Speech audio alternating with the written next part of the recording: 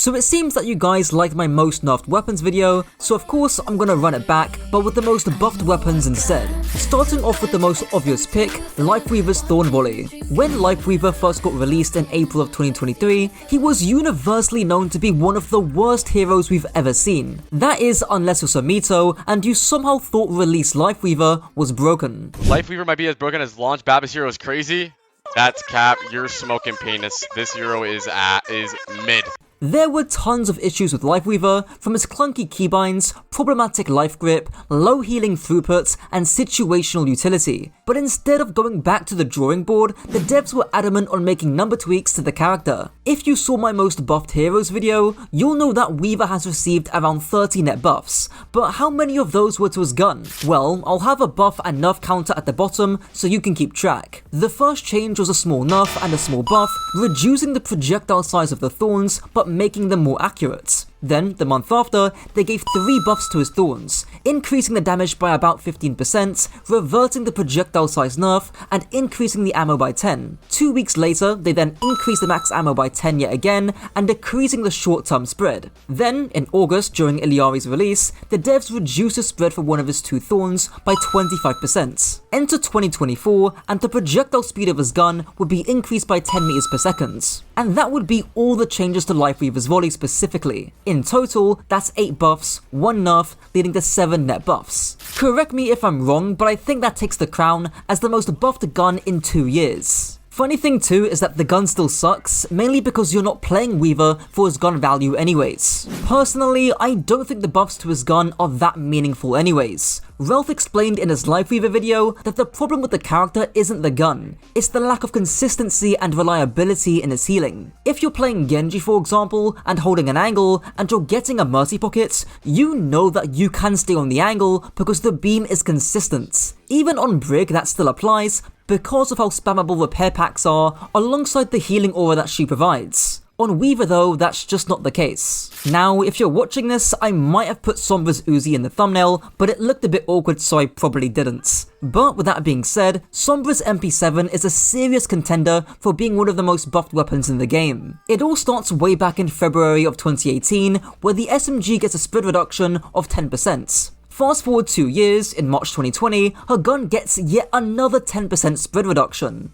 Then you go all the way to Season 7 of Overwatch 2, where she got her mini rework, and the gun gets a shocking 4 buffs. The damage gets increased from 7.5 to 8, the minimum spread gets reduced from 0.5 to 0, the number of shots until max spread gets increased from 3 to 6, and the reload time gets slightly reduced too. You could technically include Sombra's passive, which increases her damage to hack targets by 20%, which got introduced in Season 13. Now, this does sound like a lot of buffs, but you have to bear in mind that this was over the span of half a decade. Not to mention, all of these buffs have to come at a certain cost, being the rest of Sombra's kits. I made a video a few months ago explaining why Widow felt oppressive to go against, and a large part of that was just how bad Sombra felt as a counter. With that being said, I think she's in a good place. I even made a video recently about how one team basically one-tricked her in pro play. She's way more complex than you might think. And while people might dislike Sombra's current design or prefer other past versions to the one we currently have, I'm actually pretty happy with where Sombra's at right now. She's accessible to new players while being incredibly complex at a high level. What else could you ask for? Next up I have Queen. Now, when she first released, she was obviously very overtuned, but most of the focus was on Queen's commanding shout, not her gun. Interestingly, the first set of major changes to Queen were in May 2023, where the shotgun got a buffed ammo count from 6 to 8, alongside some other major buffs too. 7 months later, during Malga's release, she got another small micro buff, tightening her spread by 8%. Now of course, these small changes do kinda pale in comparison to the previous 2 weapons, but the reason why I'm still including Queen here is for the overall shift in balancing philosophy. In other words, Queen went from a dominant team-based utility hero to one who relied on long-term individual brawling power. Her gun having more bullets and a tighter spread, coupled with the buffs to her passive, all helped to give Queen an edge in the long fights. Another hero in a similar vein is Orisa. She of course got a reworked gun come Overwatch 2, which was an overall nerf in terms of damage outputs. However, she did get her gun buffed in May 2023, increasing the damage by 1 point. Then, in January of 2024, she got her damage falloff entirely removed. As a result, it's not a shocker that Orisa dominated the meta throughout the majority of 2024. My opinion on these changes is going to be short but sweet. I've already made a video on the problem with Orisa, and despite that video, at least now,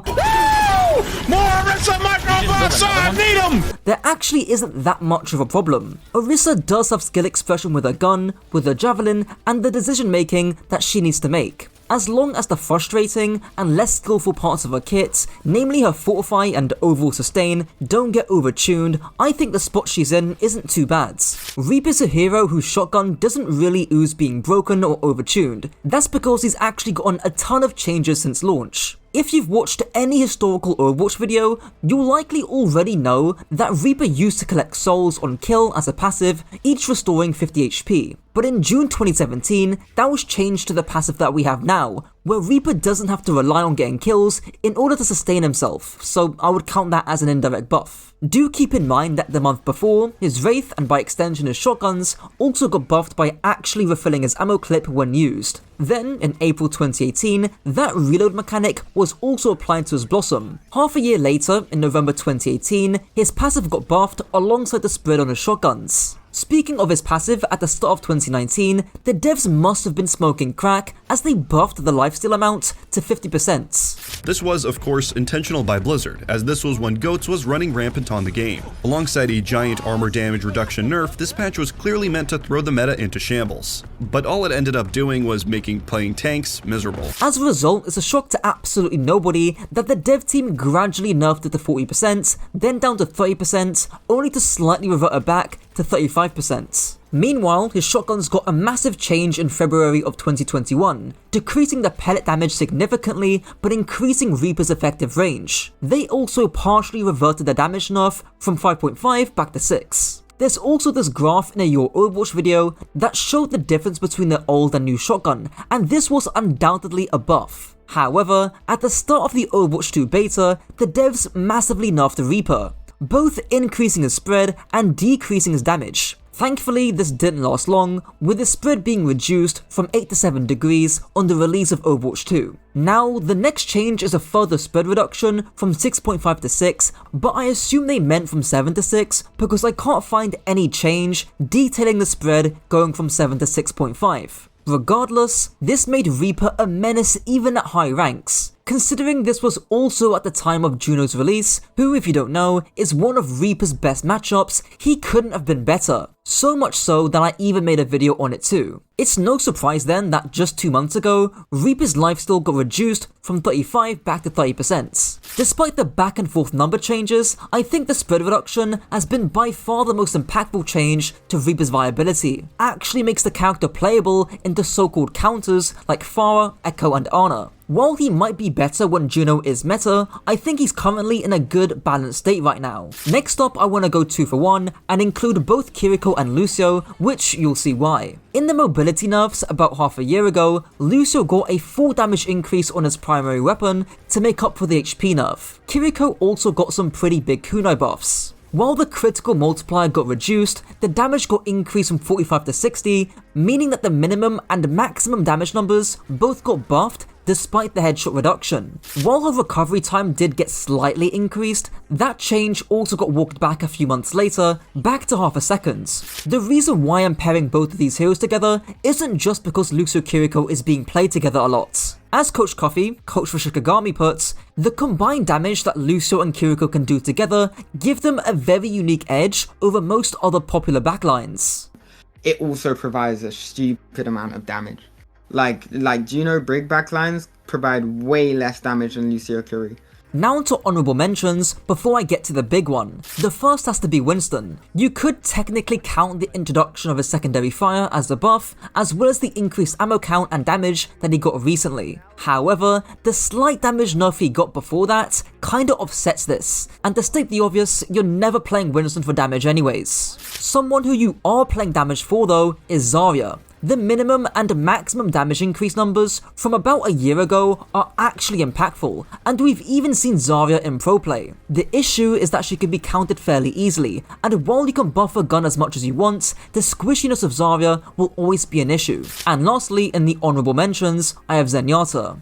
Zen has gotten some decent changes to his orbs, having a 5 orb clip increase at the start of 2023 alongside 50 damage orbs. The issue though was a rework to how his Discord orb worked in late 2023. Discord uptime is key to damage output, so against good tank players who would cleanse Discord before they actually walked in, your orbs were effectively nerfed. Still though, definitely worth including Zen here. Now onto the last hero of the video, Symmetra. For the sake of time and scope, I'm gonna mainly stick to the reworks that have to do with her gun. Obviously, in 2016, her gun had significantly less range, but the trade-off was that you didn't have to aim. That all changed in June 2018, with the gun being harder to use, but also being more rewarding. Then, in August of 2018, Symmetra had the range buffed to 12 meters, which is where it stays at today. The devs have played with changing the DPS levels, but today it's still on a 60, 120, 180 scale. Her secondary fire also went through some changes come Overwatch 2, with the damage being decreased down to 90, but the projectile speed being drastically increased. Combine this with the Season 9 hitbox changes, and Symmetra's orbs are reliable sources of range damage. Not to mention, in July 2023, the damage went from 90 to 100s. Especially if you've already watched my #1 Symmetra analysis, you can see how impactful and threatening Sim's weapon can truly be. Her beam is great for brawl mirrors or prolonged fights, and her orbs are great at distance or to surprise someone when you use TP.